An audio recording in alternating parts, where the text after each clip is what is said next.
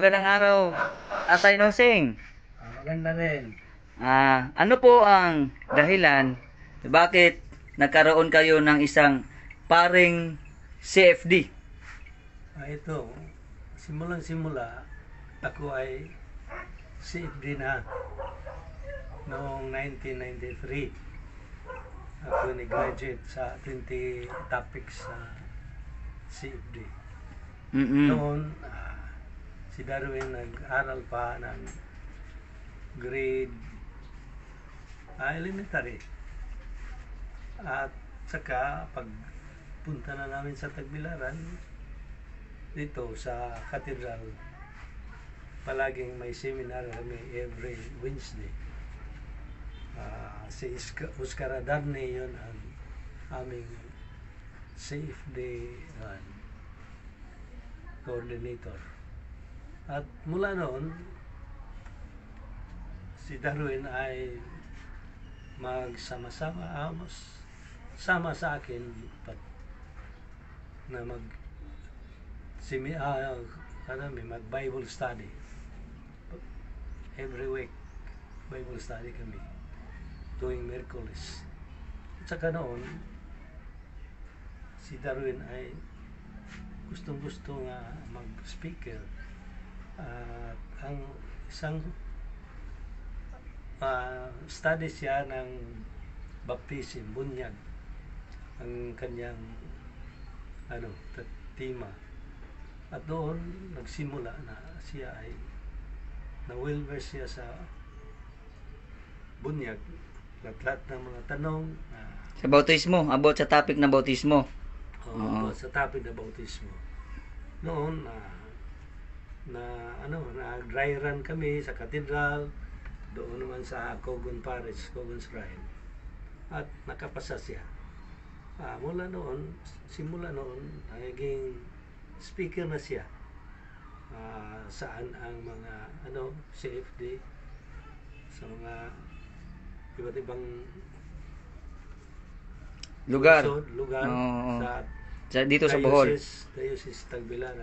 Diocese Tagbilaran. Isa siya, member siya sa Speakers Bureau.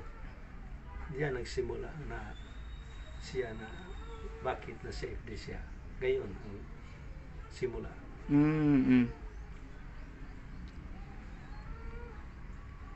At hanggang sa pumasok siya, naging mapag-isipan niya na pumasok sa sabi niya sa pagiging sa pagkakapare. Graduate niya ng high school.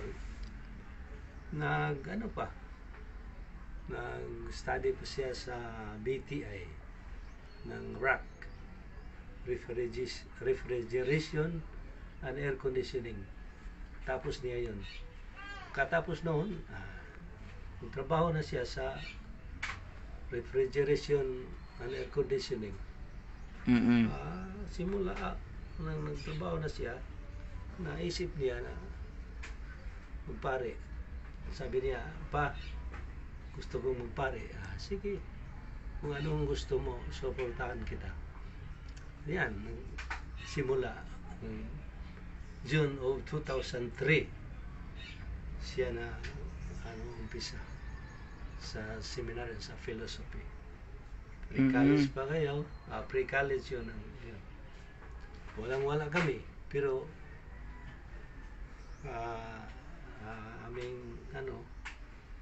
nagsakripisyo ako alang-alang sa aking anak. Yan pamana. Hanggang doon, hindi siya yung problema sa seminaryo. Mula noon hanggang 2015, siya na ordinahan magkapare. At mula noon, naging aktibo siya sa CFD. Yan ang... At pinagpala pa ngayon na siya pa ngayon ang CFD director natin ngayon dito sa Diocese of Tagbilaran. Oo. Yan ang buhay. Ang sikreto ko dyan ay itong pagro-rosaryo. Alam niyo, ako ay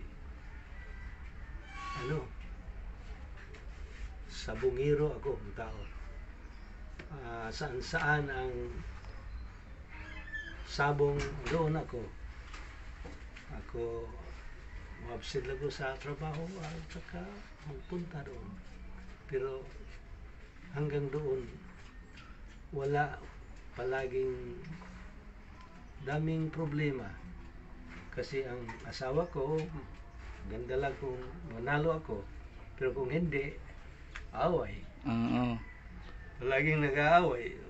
Wala akong ibang naisip. Kasi ang pagrorosaryo,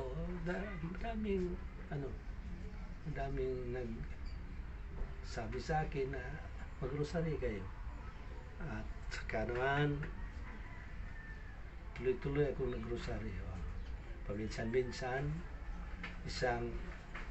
every Wednesday lang ako magrosaryo. Hanggang na Sunday, dalawang sa isang simana, dalawa lang ako magrosaryo. Sa isang linggo. Sa isang linggo. Oo. Dalawa lang ako magrosaryo. Merkulis at Sunday.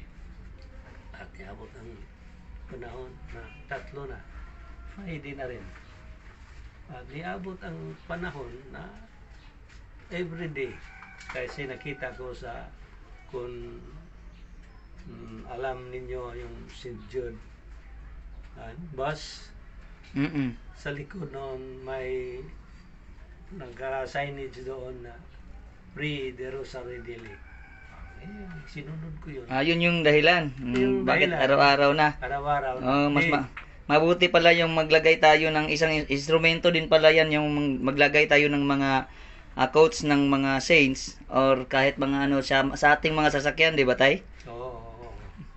Mula noon everyday na akong nag-rosary. Pero you will wonder why nga ang power of prayer is good. Si Darwin hindi sayang sa kanyang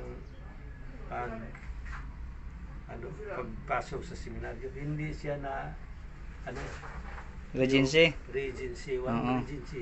Continuous yan. By the power of the Rosary.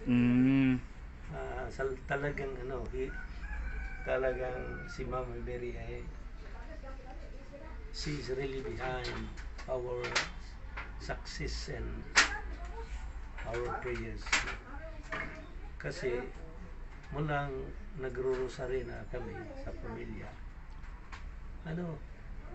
Peaceful, basta hindi mo sa pulong ma-express sa salita, kundi sa nangyari sa pamilya.